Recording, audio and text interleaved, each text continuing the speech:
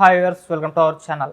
తిరుపతి లడ్డు కల్తీ వ్యవహారం పైన ఇవాళ సుప్రీంకోర్టులో విచారణ జరిగింది. మరి సుప్రీంకోర్టులో ఎటువంటి పరిస్థితులు నెలకొన్నాయి, సుప్రీంకోర్టు ఏ విధంగా రియాక్ట్ అయింది, ఇప్పుడు ఇదే అంశం మీద డిస్కస్ చేయడానికి ప్రజెంట్ మనతో పాటు జర్నలిస్ట్ చరణ్ పరిమి గారు ఉన్నారు. వారితో ఒకసారి మాట్లాడదాం. హాయ్ అన్న. సో సుప్రీంకోర్టు చంద్రబాబు నాయుడు గారికి షాక్ ఇచ్చింది అని చెప్పేసి ఒక వార్త అయితే వైరల్ అవుతుంది. అంటే తిరుపతి లడ్డు కల్తీ వ్యవహారంలో సుప్రీంకోర్టు రియాక్ట్ అయిన తీరు చంద్రబాబు నాయుడు గారికి షాక్ ఇచ్చే విధంగా ఉంది అని కూడా అంటున్నారు. మరి ఏ విధంగా విచారణ అక్కడ జరిగింది, మరి సుప్రీంకోర్టు ఏ విధంగా రియాక్ట్ అయింది?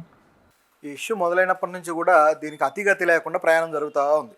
ఈ తిరుపతి లడ్డు విషయం ఎవరికి నచ్చినట్టు వాళ్ళు వ్యాఖ్యలు చేస్తున్నారు, ఎవరికి నచ్చినట్టు వాళ్ళు మాట్లాడుతున్నారు. సీఎంఏ డైరెక్ట్గా జనాల మనోభావాలు దెబ్బతిన్నాయని చెప్పేసి భారీ స్థాయిలో రెచ్చిపోయాడు. పవన్ కళ్యాణ్ గారు భారీ స్థాయిలో విరుచుకుపడ్డాడు. ఇవన్నీ చూసి వైసీపీ ఒక రకంగా కకావికలమైంది. సో ఏం స్టెప్ తీసుకోవాలని ఆలోచించినప్పుడు సుప్రీంకోర్టును ఆశ్రయించారు. వైసీపీ ఈ విషయంలో చేసిన మంచి పని ఏంటంటే అదొకటే.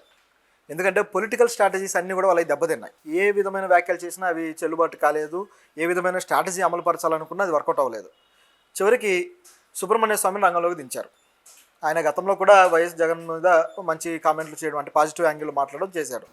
ఇప్పుడు కూడా ఈ కేసు విషయంలో ఏం చేశారంటే దీన్ని సుప్రీంకోర్టు విచారణ చేయాలి, నిజాలు నిగ్గు తేల్చాలని చెప్పేసి సుబ్రహ్మణ్య స్వామి సుప్రీంకోర్టుకి వెళ్ళాడు. ఆయన ఆల్రెడీ సీనియర్ బీజేపీ నాయకుడు, పైగా సుప్రీంకోర్టులో అడ్వకేట్ కూడా. సో ఆయనకు ఉన్న ఆ సీనియారిటీ అనేది ఇక్కడ ఉపయోగించాడు. దాంతో సుప్రీంకోర్టు దీన్ని విచారణకు తీసుకుంది. వైవి సుబ్బారెడ్డి కూడా సిబిఐతో విచారణ చేయించండి అని సుప్రీంకోర్టు వేశాడు. సో అన్నీ కలిపి దాన్ని సుప్రీంకోర్టు అయితే తీసుకోవడం జరిగింది. విచారణ తీసుకున్నాక ఈరోజు విచారణ జరిగి ప్రభుత్వాన్ని ఒక రకంగా చివాట్లు పెట్టింది. మామూలు చివాట్లు కూడా కాదు. అంటే ఒక రాష్ట్ర ప్రభుత్వాన్ని ఈ స్థాయిలో దునుమాలడం అనేది గత కొద్ది కాలంగా చూస్తే మనకి ఎప్పుడు కనిపించదు. ఈ స్థాయిలో ఆ రేంజ్లో రెచ్చిపోయింది అనమాట సుప్రీంకోర్టు. ఎందుకు అంత రెచ్చిపోవాల్సి వచ్చింది, ఏమంది అని చూస్తే చాలా ఇంట్రెస్టింగ్ వ్యాఖ్యలు అయితే చేశారు. అదొకసారి మనం చూడాలి. ఈ కేసు సంబంధించి మామూలుగా మొదటి నుంచి వస్తున్న వాదన ఒకటే, జంతువుల కొవ్వు దీంట్లో కలిపారు అని. కల్తీ జరిగిందనే రిపోర్ట్లు కూడా చెబుతున్నాయి. అలాగే అనేక ట్యాంకర్లు వెనక్కి పంపించామని చెప్పేసి ఆలయ అధికారులు అంటున్నారు. ఈ ప్రభుత్వం ఉంది, గత ప్రభుత్వం కూడా అదే చెప్పింది, అనేకసార్లు వెనక్కి పంపించామని. కానీ ముఖ్యంగా ఈ జంతువుల కొవ్వు కలిసిందా, లేకపోతే వనస్పతి కలిసిందా, ఇంకేమైనా కల్తీ ఉందా అనే దగ్గర పెద్ద చర్చకు లేవదీసి మనోభావాలు హర్ట్ అయ్యాయని చెప్పేసి ప్రజలు అనుకోవడము. రెండోది, కోర్టులు కూడా ఇదే విషయాన్ని సీరియస్గా తీసుకోవడం జరిగింది. ఇప్పుడు కోర్టు దీని విషయంలో వ్యాఖ్యానించింది. ఓకే, ఏమందంటే చంద్రబాబు గారు ఒక సీఎం పదవిలో ఉండి ఆయన ఈ విధంగా మీడియా దగ్గరికి వచ్చి ఈ విషయం చెప్పొచ్చా, భక్తుల మనోభావాలతోటి ఈ విధంగా గేమ్ ఆడొచ్చా అని చెప్పేసి ఆయన మీద క్వశ్చన్ చేసింది. మీరు ఆల్రెడీ అధికారంలో ఉన్నారు, బాధ్యత గల ప్రభుత్వంలో ఉన్నారు, మీరు రాజ్యాంగ సూత్రాలను బట్టి వాటిని అనుసరించాల్సిన బాధ్యత లేదా మీకు, ప్రజలను ఎందుకు ఈ విధంగా భయభ్రాంతులకు గురి చేస్తారని క్వశ్చన్ చేసింది. దీంతోపాటు అసలు అందులో రిపోర్ట్ ఏదైతే ఉందో ఆ రిపోర్టు మీరు ఒకే రిపోర్ట్ మీద ఎందుకు ఆధారపడ్డారు, అక్కడ ల్యాబ్కి శాంపిల్స్ పంపించి అక్కడ నుంచి రిపోర్ట్ తెచ్చుకున్నారు. ఈ ఒక్క రిపోర్ట్ మీదే ఆధారపడి మీరు ఎలా నిర్ణయాలు తీసుకుంటారు, సెకండ్ ఒపీనియన్కి వెళ్ళాలి కదా, సెకండ్ రిపోర్ట్ తేవాలి కదా అని చెప్పి క్వశ్చన్ చేశారు. మనం కూడా గతంలో ఇవే విషయాలు మాట్లాడాం. నిజానికి ఇటువంటివి అన్నీ వచ్చినప్పుడు జనరల్గా ఎక్కడికి వెళ్తారంటే మైసూరులో ఉన్న రిపోర్ట్ వెళ్ళి మైసూరు నుంచి రిపోర్ట్ తీసుకుంటారు.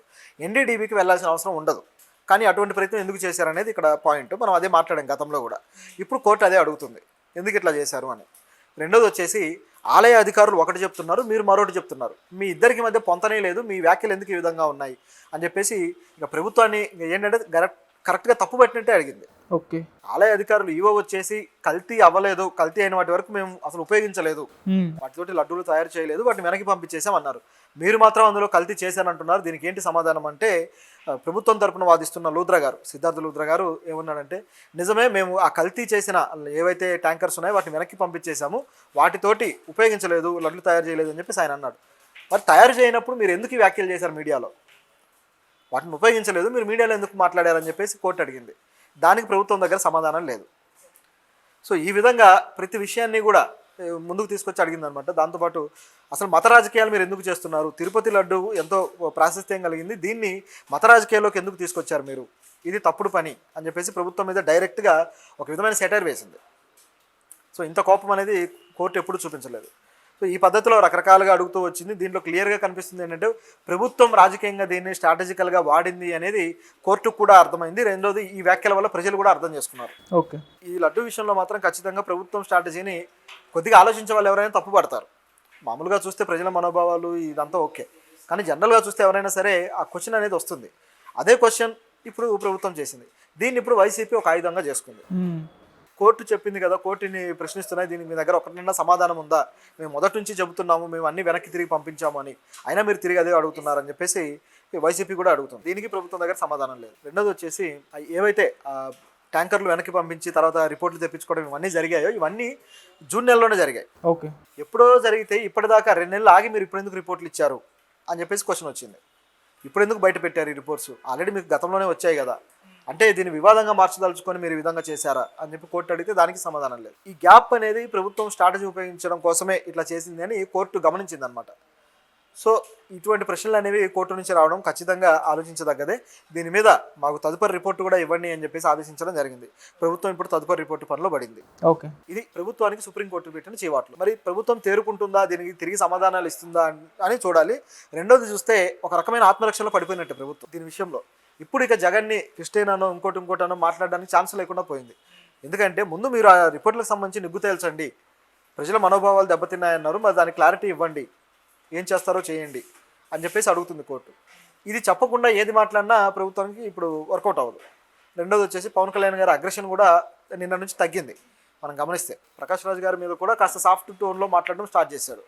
సో ఇప్పుడు ఈ వ్యాఖ్యలతోటి ప్రభుత్వం పూర్తిగా తమ వ్యాఖ్యలను ఒక రకంగా వెనక్కి తీసుకొని సైలెంట్ అయిపోద్దని కనిపిస్తుంది చూస్తూ ఉంటే. ఇప్పుడైతే సిట్టు పైన కూడా వాళ్ళు వ్యతిరేకత చూపించారు కదా మన వైసీపీ వాళ్ళు.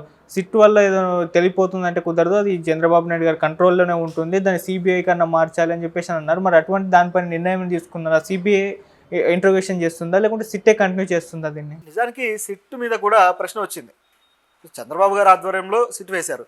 నిజానికి ప్రతిపక్షం అడుగుతుంది సిబిఐకి ఇవ్వండి అని, విచారణ కోసం సిబిఐకి ఇవ్వండి అని అడుగుతుంది. కానీ చంద్రబాబు గారు తన ఆధ్వర్యంలో ఉన్న సిట్కి ఇవ్వడం జరిగింది. ఈ సిట్కైనా మీరు ఎలా ఇస్తారు, ఆల్రెడీ టీటీడీకి అంతర్గతంగా ఒక విచారణ విభాగం ఉంది కదా, దర్యాప్తు విభాగం, వాళ్ళకి ఇవ్వచ్చు కదా అని చెప్పేసి కూడా క్వశ్చన్ వచ్చింది. అలా చేయకుండా ఈ విధంగా ఎందుకు చేయడం అని వచ్చినప్పుడు ఇప్పుడు కోర్టు కూడా అదే అడుగుతుంది, సుప్రీంకోర్టు. అసలు సిట్టు మీరు ఏ ఉద్దేశంతో వేశారు, ఏం నిగ్గు తేల్చాలని వేశారు? మీరే ల్యాబ్ రిపోర్టు 2 నెలల క్రితం తెచ్చారు, మీరే వెనక్కి పంపించారంటున్నారు. ఈవో ఏమో అసలు మేము అది వాడలేదంటున్నారు, మీరేమో వాడారంటున్నారు. ప్రభుత్వంలో ఉన్న వాళ్ళే ఇంత గందరగోళం మాట్లాడుతుంటే మళ్ళీ సిట్ వచ్చి ఏం చేయాలి అనేది కోర్టు ప్రశ్న. ఇప్పుడు ప్రతిపక్షంలో ఉన్న వాళ్ళు మాట్లాడేదానికి ప్రభుత్వానికి సంబంధం లేదంటే అది వేరు. ప్రభుత్వంలో ఉన్న వాళ్ళే 2 రకాల మాటలు ఉన్నాయి. ఈవో ఏం వాడలేదంటున్నారు, మీరేం వాడారంటున్నారు, క్లారిటీ లేదు మీకే. ఇప్పుడు సిట్ వచ్చి ఏం చేయాలి, ఎవరిని విచారించాలి, ఏం దర్యాప్తు చేయాలనేది కోర్టు వేస్తున్న ప్రశ్న. బహుశా కోర్టు అనేది సిబిఐకి ఇచ్చే ఆలోచనలో ఉందేమో అనిపిస్తుంది చూస్తుంటే. ఎందుకంటే సిబిఐకి ఒకవేళ ఇస్తే ఇక ఈ సిట్ అనేది ఇదైపోతుంది, సిట్టు కార్యకలాపాలు ఆగిపోతాయి. ఖచ్చితంగా సిబిఐ మాత్రం దర్యాప్తు చేస్తుంది. సిబిఐ దర్యాప్తులో రాష్ట్ర ప్రభుత్వ ప్రమేయం ఉండదు కాబట్టి వాళ్ళు ఏం నిగ్గు తెలుస్తారనేది చూడాలి. మరొకటి, ఇప్పుడు ఒకవేళ చేయదలుచుకుంటే శాంపిల్స్ సెకండ్ ఒపీనియన్స్ కూడా వెళ్లాల్సి ఉంటుంది. అది ఈ ప్రభుత్వం వెళ్ళినా బాగానే ఉంటుంది, లేదా కోర్టు ఒకవేళ నెక్స్ట్ విచారణలో వీళ్ళు ఏదైతే రిపోర్ట్ సమర్పిస్తారో దాన్ని బట్టి నెక్స్ట్ విచారణ వాయిదా వేశారు కాబట్టి అందులో ఆ నిజాలు నిగ్గు తేల్చడం కోసం సిబిఐ కానీ అప్పగిస్తే వాళ్ళైనా సెకండ్ ఒపీనియన్కి వెళ్లాల్సి ఉంటుంది. లైక్ మైసూర్కో లేకపోతే చెన్నైలో ఉన్న ల్యాబ్కో వెళ్లాల్సి ఉంటుంది. ఇది కానీ జరిగితే అప్పుడు అసలు విషయాలు బయటకు వస్తాయి. సెకండ్ ఒపీనియన్ బట్టి ఆ రిపోర్ట్లో ఏం చెబుతారు అనే దాన్ని బట్టి ఇక డిసైడ్ చేస్తుంది సిబిఐ. అయితే దానికి కోర్టు ఇంకా టైం తీసుకుంటుంది, ఇంకా విచారణ జరగాలన్నట్లుగా ఉంది. ఎందుకంటే ప్రభుత్వానికైతే క్వశ్చన్లు రిపోర్టును కూడా ఆహ్వానిస్తుంది కాబట్టి ఆ రిపోర్ట్ వచ్చేంత వరకు మనం వెయిట్ చేయాలి. సో ఆ రిపోర్ట్ని మళ్ళీ తిరిగి పిటిషన్గా వేస్తే అప్పుడు ఏదైనా తేలుతుంది. ఓకే అన్న, థ్యాంక్ యూ సో మచ్ అన్న. Thank you.